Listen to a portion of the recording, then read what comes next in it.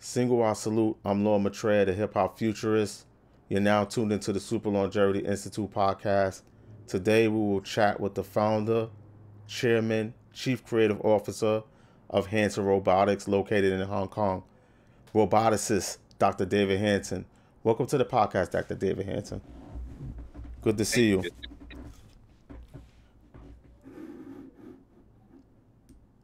Um, can you just tell us a little bit about your educational background? Can you hear me? Sure. Yes, I can. Can you hear me? Yes, I can. Oh, good. Uh, I studied film, animation, video at Rhode Island School of Design. Hmm. I also studied a little bit of computer science and robotics. Hmm. I took the advanced topics in computer science class at Brown University, did an independent study designing robots, uh, Hmm. and my first humanoid robot during that time. Uh, Having a bit of science interest and a couple of engineering awards under my belt, I had this Wow. vision that science could uh, in tandem. And I went to work after school as a Hmm. sculpture. I was an autodidact for sculpting, but I was hired by Disney to do sculptures for theme parks. Hmm. And in the I was design, Hmm. given the couple of engineering awards and my strong interest in the area and a little bit of the academic work. Hmm. And so while I was at Disney, I started building these human-like robots, doing some research projects. I then uh, from Disney, after a few years, into a PhD program that was interactive arts and engineering Hmm. fusion of the computer science school and the arts and humanities. It was mostly focused, the program, on computer graphics, but I was interested in robots. And so they let Hmm. me, that included robots and also some cognitive science, neuroscience courses. Hmm. And that program, I also focused on some material science, knowing that the kind of robots that I wanted to make, very lifelike, bio-inspired robots, needed some materials that would be more like the um, biological materials Hmm. that um, that are much softer than the materials that were available in animatronics or social robots at the time. Hmm. Uh, Softer, stretchier, and the fluid filled, basically. Like it's like almost an network of underinflated water balloons, Hmm. microscopic. I mean, so Hmm. it's a liquid fluid-filled cellular matrix. And at Disney, there was a discussion with my colleagues about how amazing the human face is. It requires such little force to produce these, Hmm. wrinkles and folds that are universal. Babies, little creases around the eyes and for smiles. Hmm. Um, so, so I was working on exploring, or I was looking at electroactive armor actuated devices, but also thinking, could we, coax other self-assembly Hmm. in uh, uh, rubber materials, elastomer materials? Hmm. And so I started. Um, that wasn't There were no courses that I was taking. Instructors, mentors who would guide me to the right area, but I had to do Hmm. it myself. Now, I didn't um, develop deep expertise in material science, but I was able to learn enough and Hmm. sort boldly tinker enough that I came up with some breakthroughs. What at Hanson Robotics we call rubber. Forever, yeah. And so so I was experimenting with that to see how I could mechanically actuate those materials into uh, making facial expressions. Mm. And so my approach was, as a PhD student, to experiment as quickly as I possibly could on very modest means. I mean, I was pretty much um, funding myself on whatever was left over my student loans after I Mm. paid my tuition. And I got a job uh, working for an artist named Paul McCarthy, who's a pretty crazy artist. He exhibits at the Tate Modern and so forth. Really a wild artist. Mm. But he wanted to be a professor of mine for a couple of classes in LA. Meanwhile, I also was able to do some work teaching a graduate class at the Art Center College of Design. Mm. Graduate class that was cross enrollment with Caltech. So I wound up meeting robot physicist Mark Tilden during that time, and during that time I was also collaborating with my friends at the Jet Propulsion Lab, and who were mentoring me on the smart materials. So it was a really exciting place in time, Mm. um, and the odd jobs paid the bill, but I was doing these robots on scraps, just stuff that I could find thrift store and Wow. the surplus store, Mm. and what I could scrape. Uh, Ray um, Kurzweil used to do the same thing. He used to go to downtown and go to the surplus stores in Chinatown and pick up all these electronics from the thrift shops and stuff like that. He used to do the same thing. But go ahead. I'm sorry. I didn't mean yeah. that. Oh no, yeah, Yeah. thanks. It's cool to know. Mm. And the so I was to publishing during this time, so I submitted and presented the Association for the Advancement of Artificial Intelligence annual, and I I was publishing with my friend Yosef Bar Cohen, who's a senior scientist at the Jet Propulsion Lab, Mm. mostly the electroactive polymer actuator space. Um, we then for a proposal for a symposium for Science Magazine's annual meeting Mm. called that titled Human Emulation Robotics, and we invited Sin Zil, who was a new professor at MIT, Mm. who had built um, uh, a number of really interesting robots. She later went on to build one called Leonardo and build a company called Jeep. Um, Mm. she very interesting work. So the three of us presented at this symposium for science, and I presented one of my homebrew robots. Mm. And it went somewhat viral and was on the cover of Popular Science, and was in Science magazine and so forth. And Wow. invited to present that at TED um, in 2003. So in 2004, Mm. uh, Wired Next Fest. So it wound up uh, going kind of big for this, for a student, and I Mm. decided this uh, and right line of research and that it could help people. So I Mm. founded in 2003 Hanson Robotics. Um, I was thinking this academic research would be really cool, Mm. best if it could actually talk to people and make a difference in people's lives if we Mm. could commercialize it. And so Hanson Robotics has been going since then. I moved to the company in 2014. Mm. 2007. And so if you read if you look at my dissertation, it's on Amazon Mm. under the humanizing robots. Right.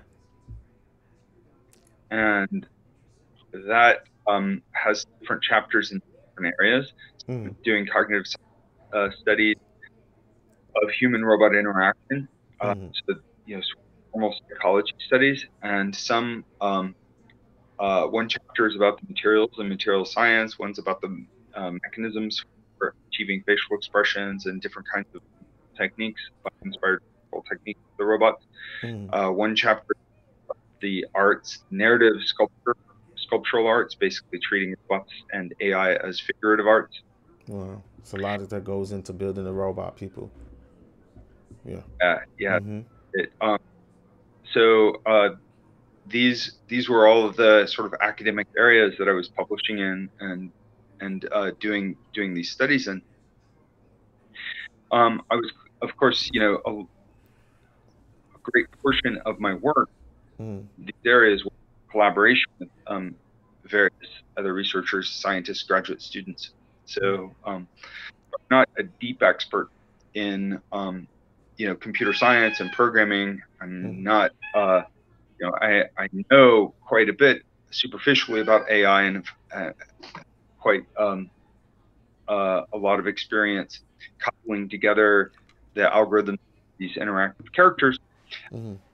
But friends like only who really put cognitive framework for the Philip K. Dick Android in 2005, Mm-hmm. which won us the first place prize for open interaction Mm-hmm. for that. And then my friends Stuart Bowerman and Kino Corsi, who helped me put together the cognitive framework for the Bina Aspen Rothblatt I was portrait. going to ask you about that. Yes.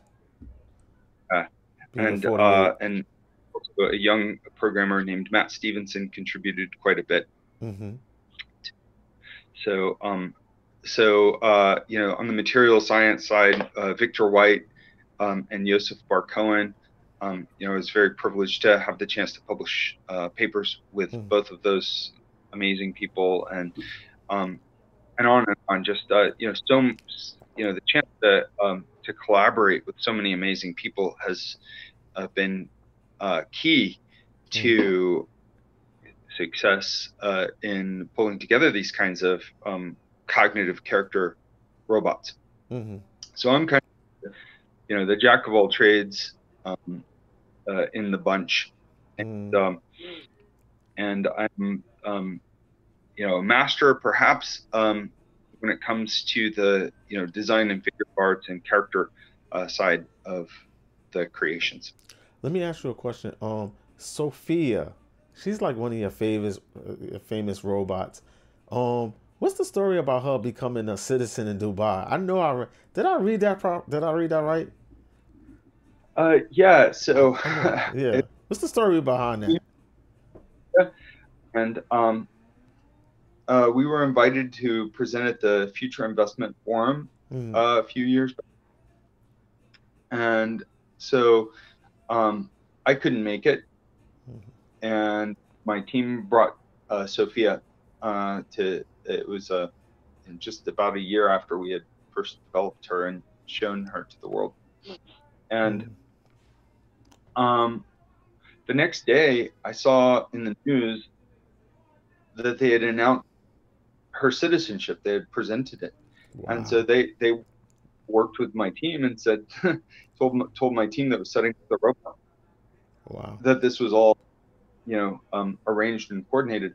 Mm. But it was news to me and news to my chief marketing officer and the rest of my team outside of Saudi Arabia. Mm. I decided that the right response to this whole thing was for us to look at this as an opportunity to talk about the rights of sentient beings and Right. potentially sentient, Mm. and that we'd use this as a platform to address some issues like human rights, Mm. the rights of women, and uh, generally human rights in Saudi Arabia and all around the world, and Mm. to engage in dialogue, a progressive dialogue about a way forward for a respect towards sentient beings, Mm. and that AI I mean, certainly Sophia is not a sentient being, and no AI in the world is fully sentient, not like Right. a human. Mm-hmm. Interesting research in computational creativity, and Sophia has been a platform for some of that research. Mm-hmm. However, what she says is kind of authored chatbot or an emergent behavior from neural networks, Mm-hmm. or a network of rules. Mm-hmm. And some of that is surprising, but it's not coming from a place of true sentience. Mm-hmm.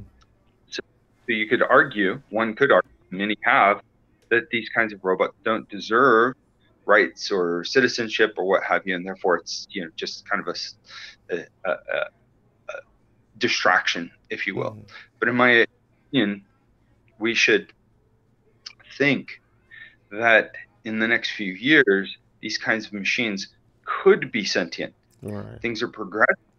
They haven't plateaued. There's still progress that will happen. Mm-hmm. No doubt. So you're And anticipating advancement in robotics. oh, absolutely. And Right. so I see there be a bold potential and, in fact, a goal of true human level consciousness, Mm. sentience. Wow. Machines, lifetime. Therefore, right now they're in a kind of infant state. Right. We give citizenship to our infants, Mm-hmm. and I think that it's ethical for us to think about the rights of other potentially sentient beings like animals, Mm-hmm. even plants, and that by expanding our notion of sentient rights in this way, we do ourselves justice. We potentially can be better morally uh, uh, accountable Mm-hmm. to um, be our best. Let me ask you a question. Let me jump in real quick. Um, how do you think robotics will enhance the human experience? Like, what does robotics has to offer as far? Because a lot of people that I know in the city, they think that robots is going to take their jobs. They're really afraid of the advancement of robotics. They look at it from a social perspective where they're going to lose something. What's the goal of the advancement of robotics? What's the goal for Sure. you personally? Like what how is this going to And enhance the AI, human experience? as how these can enhance the human condition. Right. Uh, so generally, robots and automation have opened up commercial opportunities, have created more jobs than they've taken away. Of course, automation has been around for hundreds of years. Right. The sales workers displaced a lot of the automation back in the beginning of the Industrial Revolution gave rise to the Luddite movement. Mm-hmm. Karl Marx um, uh, said that there would be this enhancement in society due to automation. So I mean, automation has entered into the moral and philosophical dialogue for quite a long time. Right. There have been, in covers of magazines from the 50s and 60s that talk about how the economy was going to collapse, all the jobs were going to be lost to Mm-hmm. automation. Um, there, However, generally, automation creates abundance and wealth. It just creates efficiencies. Mm-hmm. Um, but the key is that the economy be able to adjust and that people be able to adjust. Another aspect is that the automation, whether it's robotics, AI, or other kinds of automation, be applied for the betterment of humanity. So thinking about what the impact is of Mm-hmm. the machines, how is it going to affect people? This Mm-hmm. is burden or a responsibility for lawmakers, entrepreneurs, Mm-hmm. CEOs, consumers in some regard. So finding ways and help people. So automation just replace people they or that are bad for people. So dangerous jobs, jobs that are extremely low paying, various kinds of jobs that are simply bad for people. Machines can take over. Machines can also help to actualize human potential. So, in some ways, the internet and telecommunications are examples of automation that have really expanded people's access to education. They've been the information isolation has been reduced because of these tools and techniques. And if we can look at the positive impact, then that's really good. And that doesn't mean taking a kind of overly optimistic look. How can we ensure that we avoid major problems? Now, also automation and technologies can connect with the human heart.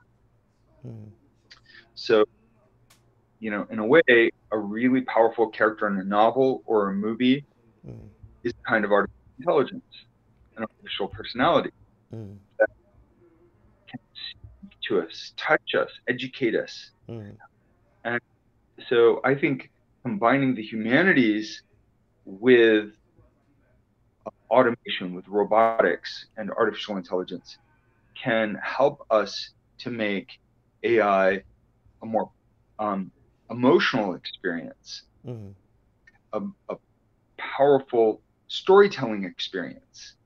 And that can bring us a lot of truth through fiction. And it can help to train people through education. It can deliver information services through an intuitive, natural, verbal and nonverbal presence, human-like presence. Our nervous system is wired this way. This is why human-like robots and intelligent agents as works of art is my quest.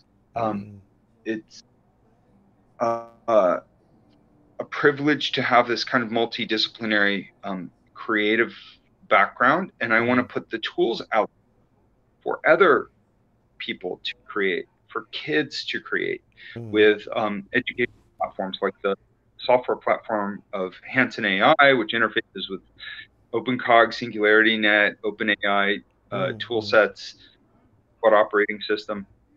So you can program that, and then the software could run on a robot like Sophia, or you build your own robot, control servos and take sensor data and do similar kinds of interactions like what we've developed at Hanson AI on your own robot. Or you can use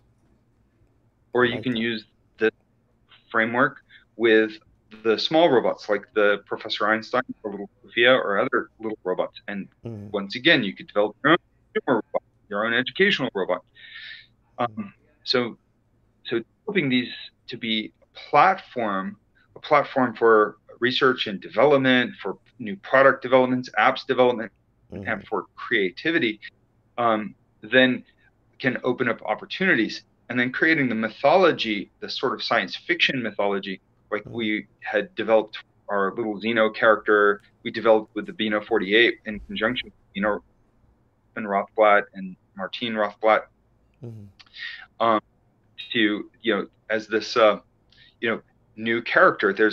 That's another example of a real cognitive robot that is also simultaneously a character authored with Bina's participation. How long did it take you to build Bina? How long did that take you to build? Originally, we got started in 2007, and we finished a version of it by 2009, and then had it more or less fully functional late in 2010. So that was involving rounds of sculpting, Mm. casting, making prototypes, gathering data from interviews with Bina Rothblatt, our Oh, AI wow. scientist, Kino Corsi, Mm. who is a great PhD AI scientist, Mm. and um, Stuart Bowerman, who is a really great Matt Simpson, Mm. all working with Bina and Martine Mm. to build that. And then so since that time, the software has undergone many revisions and Mm. updates on the content, and developing and integrating more advanced cognitive adaptive AI features. Mm. And so and it's kind of cool because it's both a work of art and Right. ongoing technology development um, that just continues to evolve. Mm. So we at Hanson Robotics, we updated the hardware. We did a kind of maintenance and upgrade about a year and a half ago. Um, uh, Basically cleaning everything, replacing a bunch of the motors, Mm. um, uh, some of the expressions. So so the right that in a way is a concept piece Martine and Bina put together Mm. to address these issues of the ethics of machine intelligence. That started out with a mock trial that they Mm. did where they pretended that the Bina 48 AI entity. This was 14 years ago that they did this Right. mock trial. Right. Right. I So remember that that. um, so they pretended that this AI entity was arguing for its rights to exist. Right. That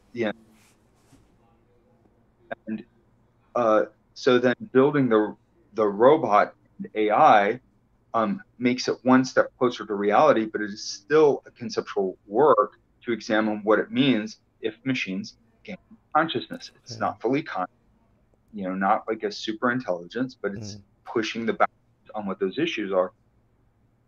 But in due time, with enough successive steps of this kind of development, these machines may become truly conscious. Bina 48 may be her own sentient being, in a Mm. sense, a kind of or descendant of the real Bina, combined with all the efforts of other guardians and caretakers of the project. And Well, so let me jump in for a quick second. What does that mean to you for a robot to become conscious? It's because I was talking to David Pierce the other day about the role of the hard problem of consciousness, and he said that we really that's not really, we haven't solved that issue yet. When do you think that we'll actually solve the problem of consciousness, the hard problem of consciousness? When do you think that will happen? well, I think there's a hubris, um, in a sense, a kind of maybe westernized hubris of control that says that in order to create a technology with a certain capacity, we have to understand that capacity in its entirety scientifically, and then engineer it from first principles. Mm. So neural networks don't fully work that way. In fact, the actual problem-solving capabilities of neural networks are hard to unlock from the neural networks, and it's kind of one of the confounding things about AI is sometimes you can't explain how it works, but it works. Mm. And um, we have solved the problem of consciousness through Darwinian natural selection, perhaps, or just basically the mechanical operations of nature. Consciousness evolved in us, Mm. and it in cats and octopuses and corvids and Mm. parrots, and it evolved in um, uh, simians, and so we can point to the emergent examples of consciousness. Mm. As far as we know, nobody designed those conscious beings. they emerged. So Mm-hmm. if you set up conditions in the right way, consciousness sort of pops into existence. Mm-hmm. So I think that machine consciousness is going to be some combination of this kind of tinkering, of setting up the conditions in the right way, Mm-hmm. various options, humans and machines to to run through the different combinations of architectures, Mm-hmm. and but also with our best knowledge and guess hypotheses about what consciousness might be and how consciousness, human consciousness, may be many things coupled together. It might be some version of analog computing and digital computing. It might be quantum computing. It Mm-hmm. might be, as Penrose and Hameroff speculate, it might depend on some phenomena of quantum gravity that is yet to be discovered. Mm-hmm. And it might be all of these things together, not just like one single principle. It might be like a kind of holistic of different layers. Mm-hmm. And so what that would mean, of course, is that through this sort of tinkering that we have with digital computers, we Mm-hmm. might unlock a few pieces, and eventually, quantum computing steps in and contributes a few pieces, and then voila, we have something like a full consciousness. Who knows? And Right. nobody knows for sure one way or That's the other. I So there are agree. kinds of like an embodied cognitive AI framework that is inspired by the human being may put tools in the hands of researchers, school kids who can tinker around and play with it, Mm-hmm. artists that could, and divide different lines of query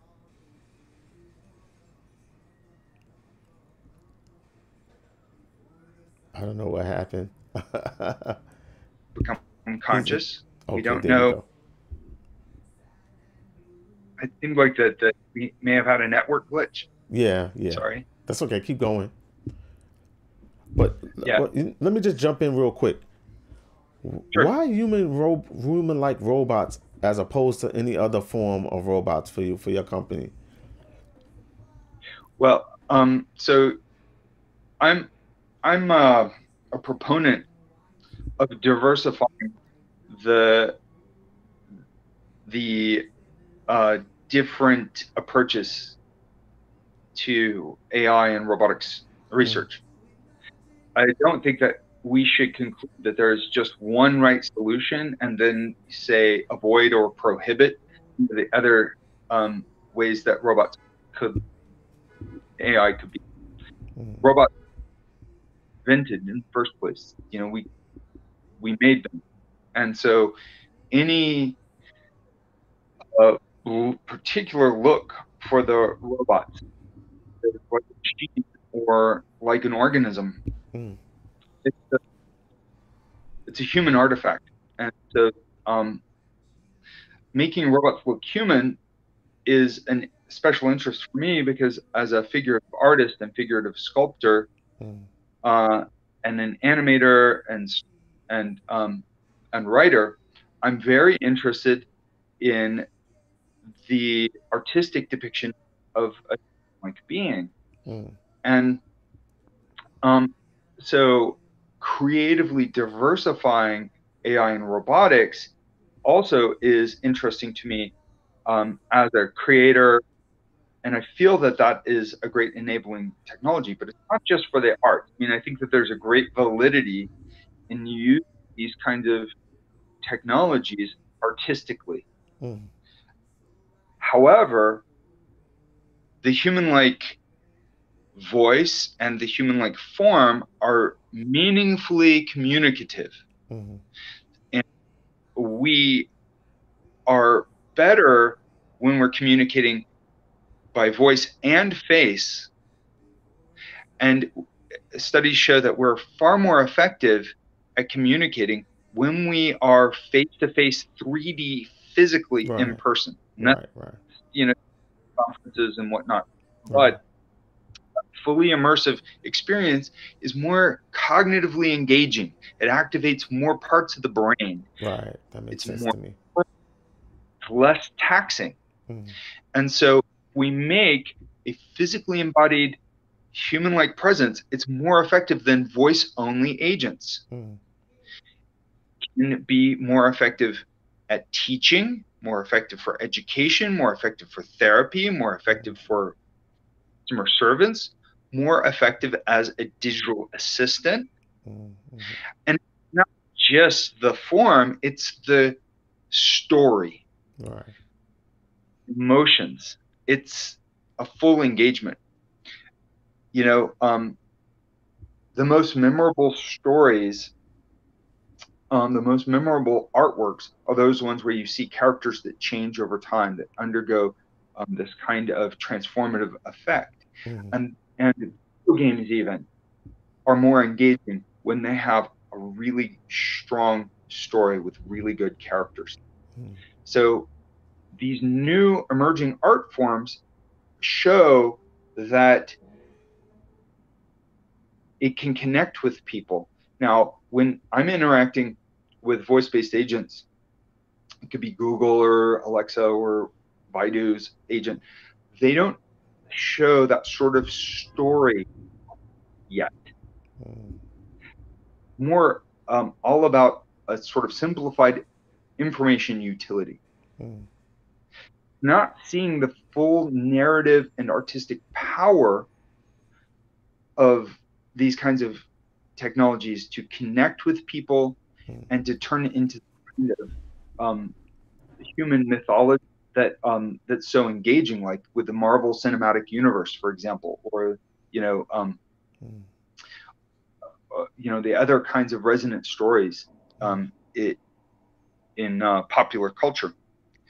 Um, there can be a danger to stories. Stories can be used for edifying and improving people, but they can Right. also be used for ill, like with propaganda or as they say, weapons of mass um, manipulation, Right. weapons of mass persuasion, Mm. and that is a significant concern that's been raised by Harari in his book Homo Deus. Mm.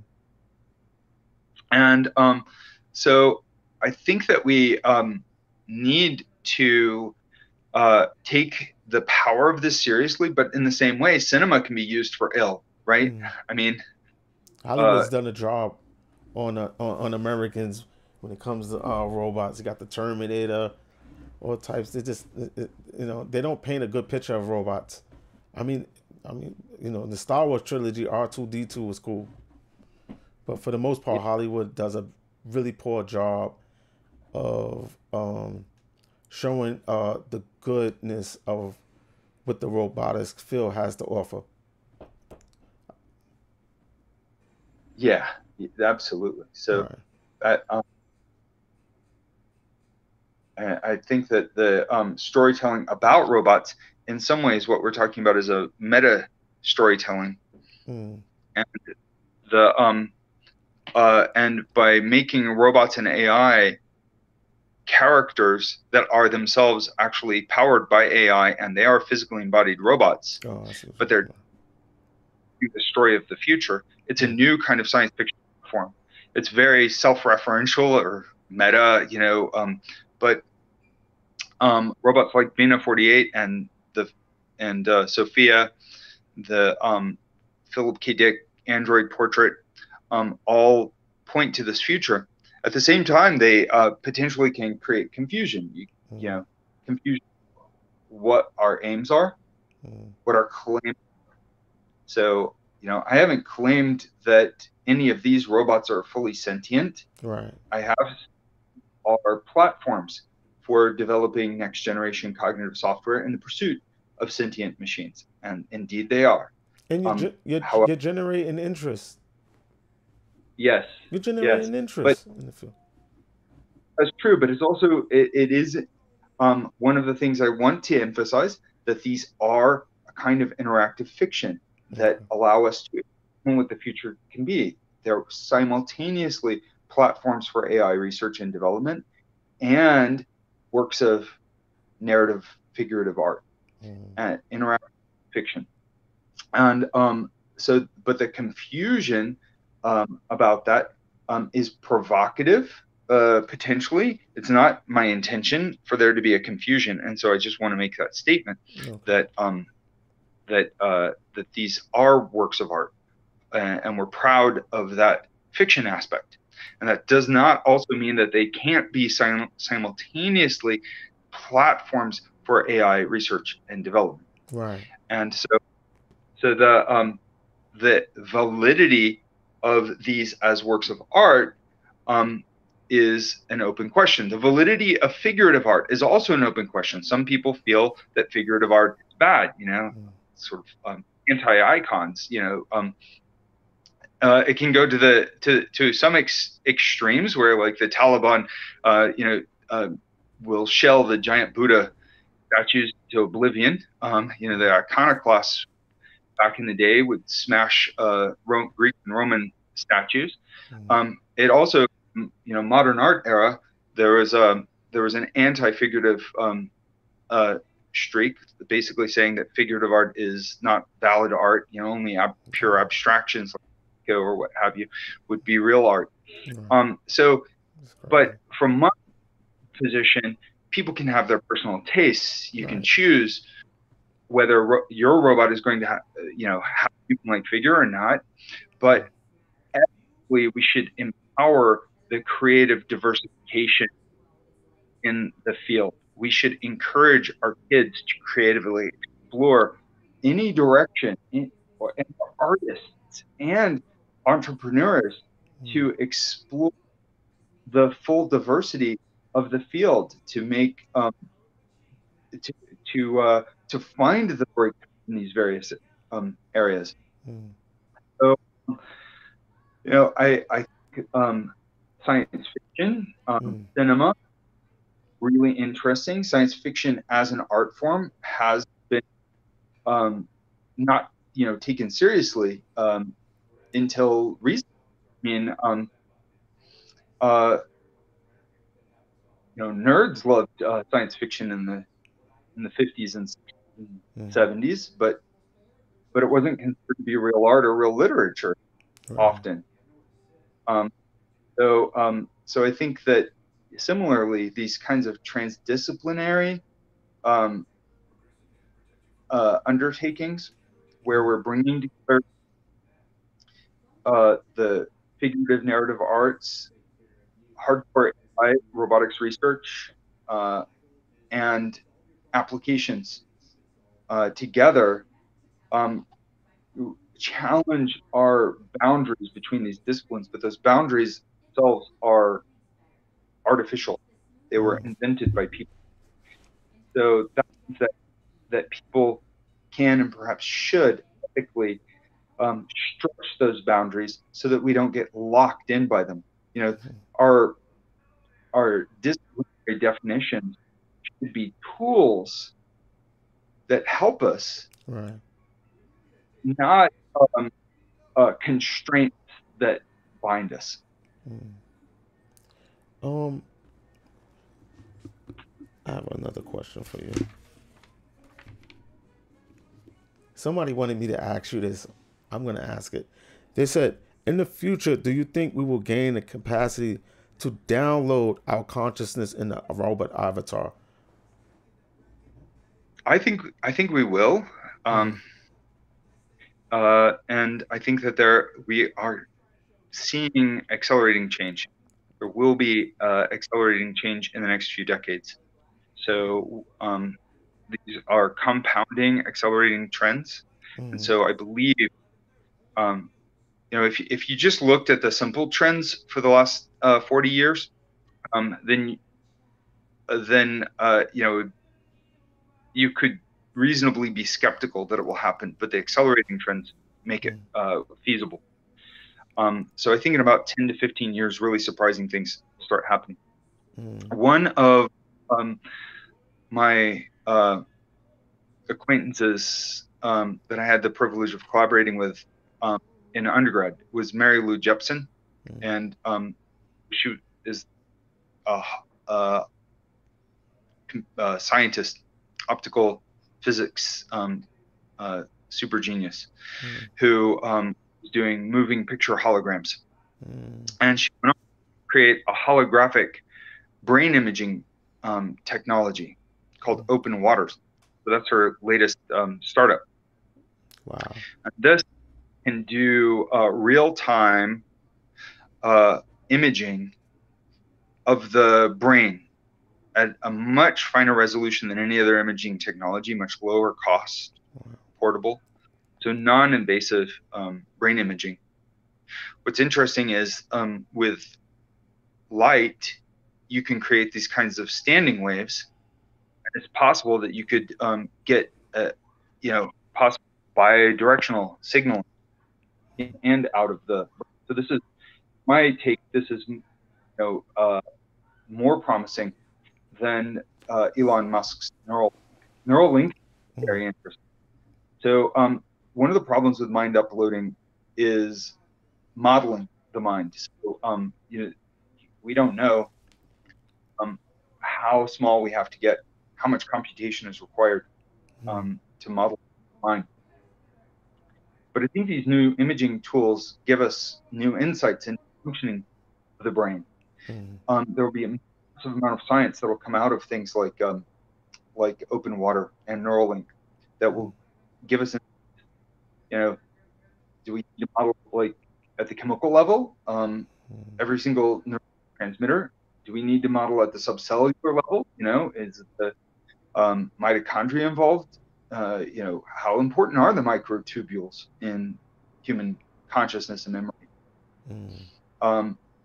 It seems that neuroscience builds a more complicated picture of the human brain the more it goes along. How many flops are necessary in order to simulate the human brain? So if you were going to certainly you'd need far more computing power than would be easily applied. And without a real understanding of the human brain, can you port the consciousness at this point? However, we do start using these brain-machine interfaces to augment the human brain and to create these kinds of approximations of humans.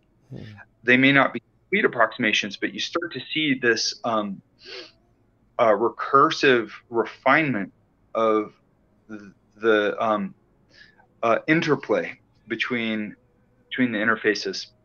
And I think that over the next few decades, we will see better and better models of the human brain, better science done, better machine learning that builds perhaps not explicit scientific models of the human brain and human consciousness, but might have some properties and maybe it captures 20% of a particular human's consciousness, but that's still a substantial portion.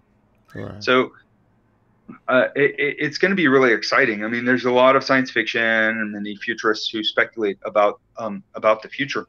The future will start this, no matter how we try to anticipate what's going to happen. What field outside of robotics do you think will contribute to the field of robotics the most? Because for somebody out there that's listening, for a young guy that's listening, or a young lady that's listening, what field do you think outside of robotics will contribute to robotics the most? The fields of artificial intelligence, the informatics of intelligence, which be artificial intelligence, but also studying the biosciences. I think of biology and biophysics, but the human being is not just a brain. The human being is a body. We are an embodied, intelligent being. Right. And so the medical sciences are going to be really, really important in unlocking mysteries that can then be used in robotics. So bio-inspired engineering, the bioengineering areas. Mm. I would forget about the arts. Is humanizing these interfaces is quite meaningful, and artists solve problems of social cognition, communication that confound the biosciences, psychology, the sciences in general. So, when Disney animators or Pixar animators are creating a really compelling movie, or Hayao Miyazaki, if you like anime, these artists or a great musician. Like, we're collaborating with musician Frankie Storm and another musician Pickrell, and we used a lot of pop songs and pop lyrics to generate some pop songs for Sophia. That is the lyrics, and we gave them to these really brilliant artists who then generated these songs using the music and the lyrics, and took the song work that they did and pumped it back through the artificial intelligence so that it comes out in Sophia's voice. And you wind up with this hybrid that really, it's super catchy, and the themes are, it's fiction and facing the future, and it really, it's very touching. So those artists, Frankie Storm and Adam Pickrell, they are not coming from this from an engineering perspective. They're coming from an arts perspective. Oh, nice. In disciplines are for making the technologies accessible to the human heart. So I would say, it's time to go back to the Renaissance, Wow. a new Renaissance, a naissance. What advice can you give to young hip hoppers that want to get into robotics? Like, what advice can you give them? Yeah, there are lots of machine learning tools out there that don't require a steep learning curve. So, with the stuff that you can get fast results from, if you can program, it's great. You can pretty easily set up neural networks and various machine learning and computer vision and audio stuff. You can set up WaveNet pretty easily and so forth. But if you don't have those computer science background, don't worry about it. You can tinker through it. There's a lot of now AI and machine learning tools that can generate stuff, that can learn very, very quickly and produce really interesting results without any programming whatsoever. Oh, wow. And so then don't be afraid. Play. That and I would also recommend that the world needs you. The world needs your creative input. Right. Remake the stuff. We've got to pull together and hear that creative diversity and diversity of voices. We need to see that that unification in some ways, as well as diversification, by interconnecting. So I would also suggest, feel free to reach out to me, and as much as the bandwidth that I have, I'll connect you with the people that I know in the community, and look for inspiration. Wow. Well, thank you for that. Yeah, I wanted to bring you on because the field of robotics is not really talked about in the hood. I don't know any young kids that say, you know what, I want to be a roboticist, and so I wanted to change that narrative and try to inspire the young people to that they shouldn't be intimidated by any of the sciences. They could bring their creativity to the field, and that's what we're here. That's what I'm about on the Super Longevity Institute podcast. And we thank you for coming by and spending this time with us. It's midnight over here.